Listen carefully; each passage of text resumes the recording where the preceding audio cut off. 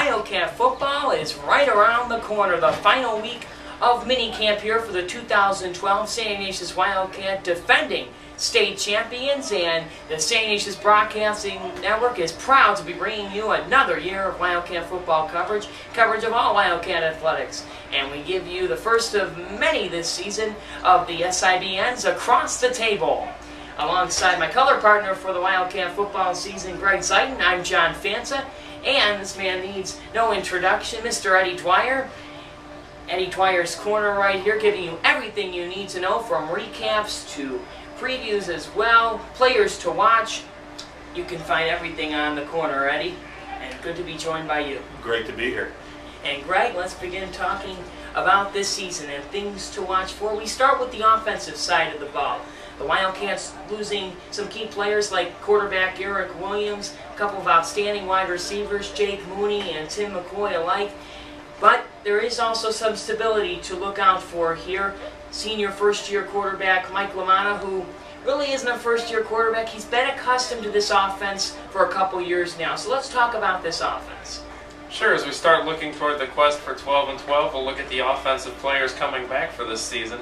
And you got to look at Tim McVeigh, the running back, who also a very versatile player. He'll return kicks as well. He played defense at the safety position. But as far as offense goes, 1,300 rushing yards for him, valuable out of the backfield as a receiver, a good blocker as well. You look onto the offensive line, you got basically 3 returning starters, Jim Byrne, Mike Cray, and Steve Franco, who were all on the right side of the line last year at times. So we'll see how they shift that around as they get in some new players. And then you look at receiver, the returning one who played a lot, Connor Hennessy. You've also got both juniors and seniors that'll look to come up and step in, like Mike Saragusa, Jack Heinlein, Randy Buffington. And Eddie, let's also think about this offense here, and what was the big key for them, especially in the rush game, was a guy like Blake Thomas at tight end. So let's talk about where the Wildcats plan to go at the tight end position from here, and also just some of the other positions you're interested in watching.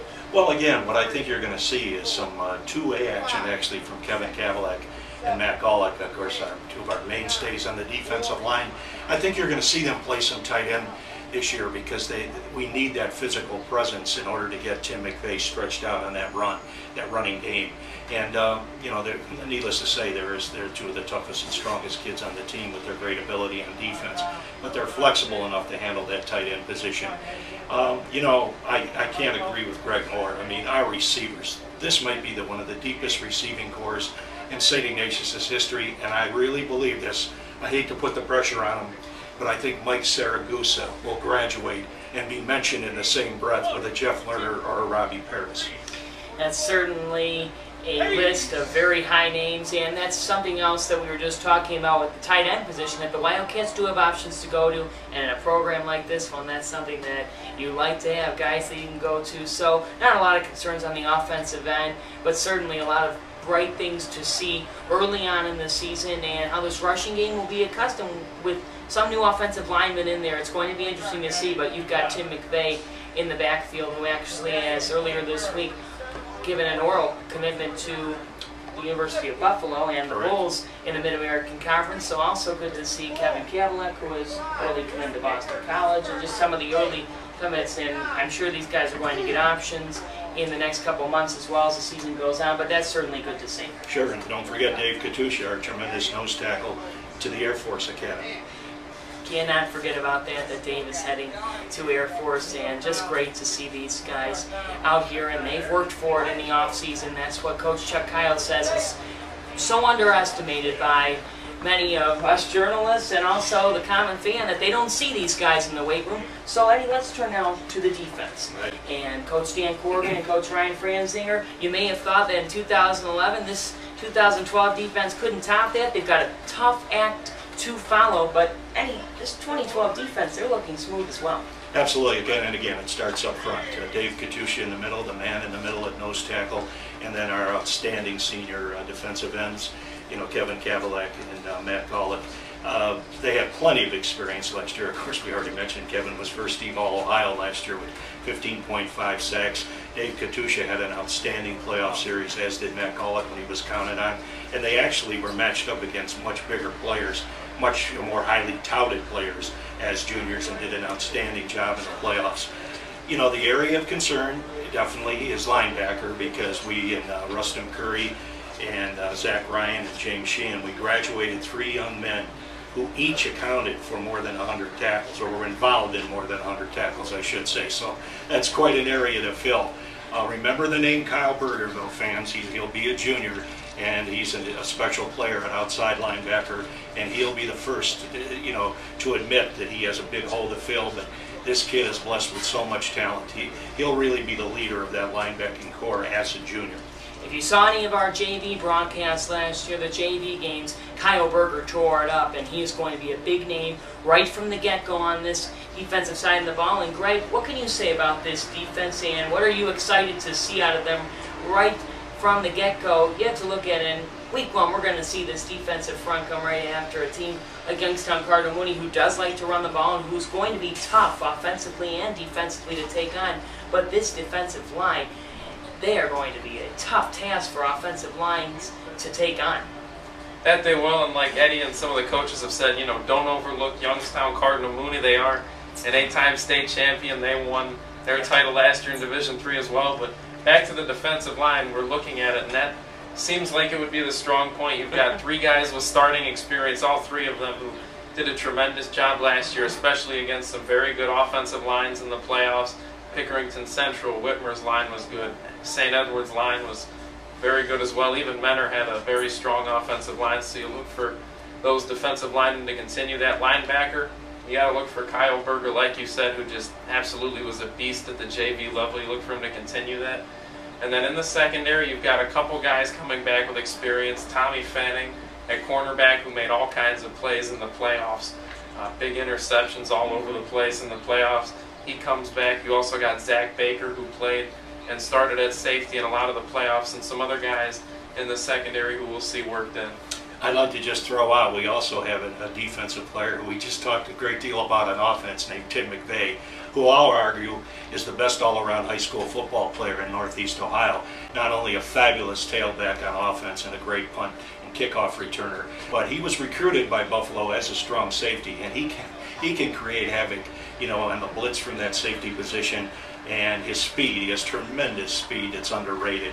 Yeah, this is a kid who went toe-to-toe with Shane Lynn, the great All-American sprinter from Glenville in the first 60 yards in the indoor meets. So again, Timmy not only brings that toughness from that safety position, but he creates havoc on the blitz. I mean, people forget last year in a limited amount of time, he had 18 solo tackles, and he had 4 sacks, 24 tackles overall, because he was needed so much on offense near the end of last season. But he's a big-time defensive player. The things he did to quarterback Mitch Trubisky, whether it was in the regular season or then in the regional final, Tim McVeigh was plunging through holes and going right after him, and he's not afraid to stick his head in there and make a big hit. He's got the burst of speed, and that's why you could argue that he is the best high school football player in all of Northeast Ohio, because this is a kid that is continue to grow as a true man, and he shows that class in the classroom and on the field, a guy that was certainly special to watch and will be. Now, before we go, let's give all the fans a little appetizer here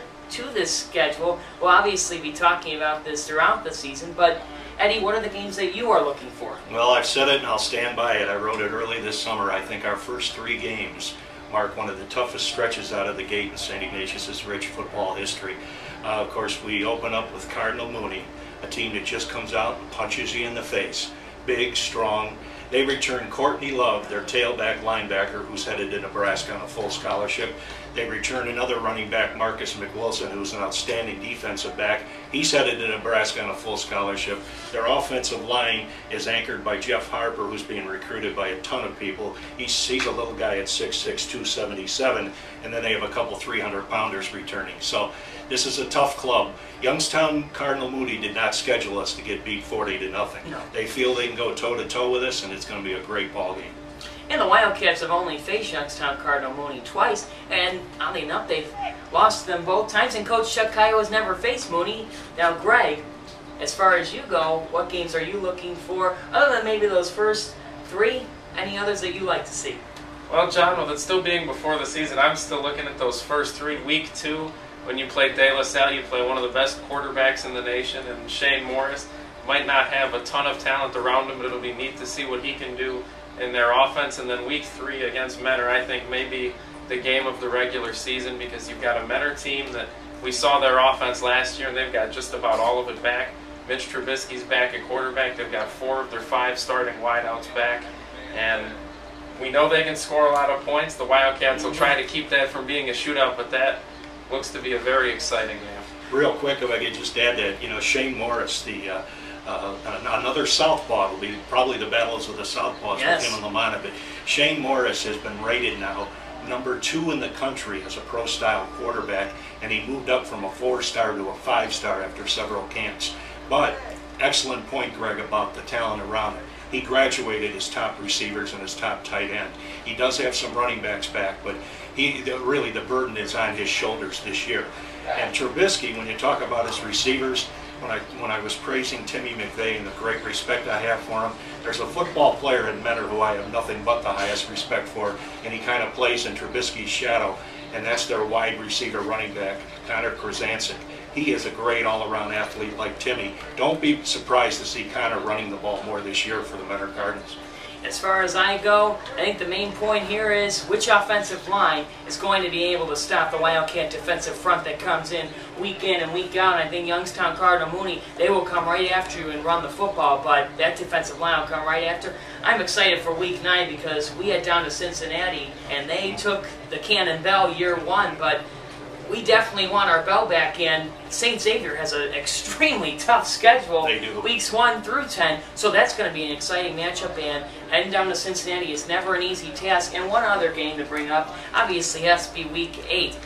The rematch from last year between St. Francis and St. Ignatius, I have a feeling this one may go a little bit differently as long as the world's not ending out in Parma at Byers Field, because we thought it was in Buffalo. Worst conditions weather-wise I've ever covered a game in over 40 years. Unbelievable. When this guy's up in the press box, everybody, you know it's bad. Well, we're getting ready here. August is soon on the way. We've got full coverage for you. We will have the drills practice session with the Solon comments and Jim McQuaid's comments. Always love to come ready on August 7th. Excellent team, Solon. Yes, as they'll get a chance to match up against an opponent for once and get to do some drills together, an opportunity to match up with another team. The Wildcats will also have a scrimmage against Twinsburg, which I know Eddie will cover. But we will be on the air August 7th in the morning, and we'll have more info on that to come. And we've got every game for you, and I know, Eddie, you've got full coverage. Love it. Look forward to it. It's always a pleasure to be with you two gentlemen. And Greg, I know you're very excited for the pigskin to be flying. That I am, and you can't forget about the Jamboree down to McKinley. We will have that for you as well. Friday, August 24th, I believe. 17th. August 17th. And you know that should be a good tune-up for the Wildcats as well. We'll have more on that in the future. That's August 17th, and that's a place that we're a little bit more familiar with. That's Kansas Fawcett Stadium. But get ready, we've got you covered on the SIBN throughout the whole sports year, from football to soccer and the winter with basketball, hockey to the spring, baseball, of course. We've got you covered from head to toe, and we're getting ready to go here. Two-a-days start next week, so come on out to Wasburg because the 2012 defending state champions are hitting the field.